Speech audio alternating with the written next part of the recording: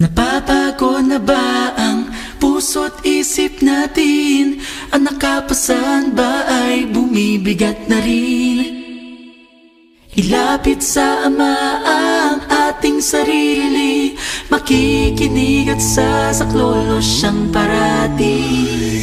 Ang laging dalangin ng namamahala, tumibay sanang lalo ang ating pag-asa.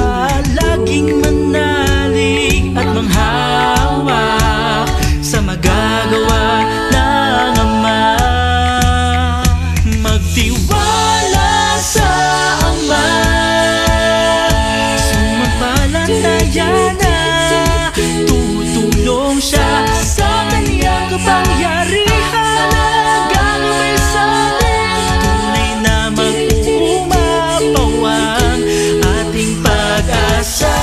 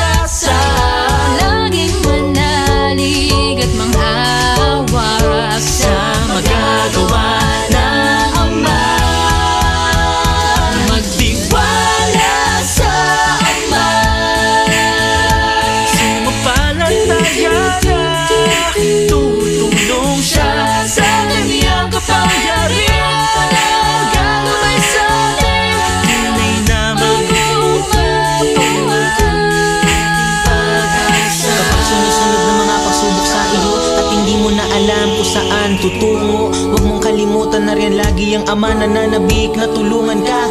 Kahit sobrang bigat na magtiwala ka pa rin, maging matatag ka pa rin. Tinutulot ng Ama ang mga pangyayari, di para tayo manghina, kundi upang lalong magsumiksik sa Kanya at lalo pang palakasin ka sa Ama.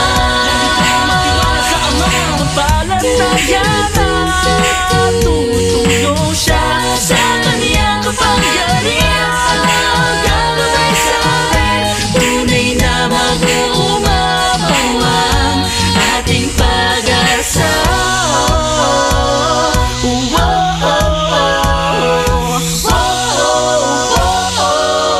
Ang ating pag-asa.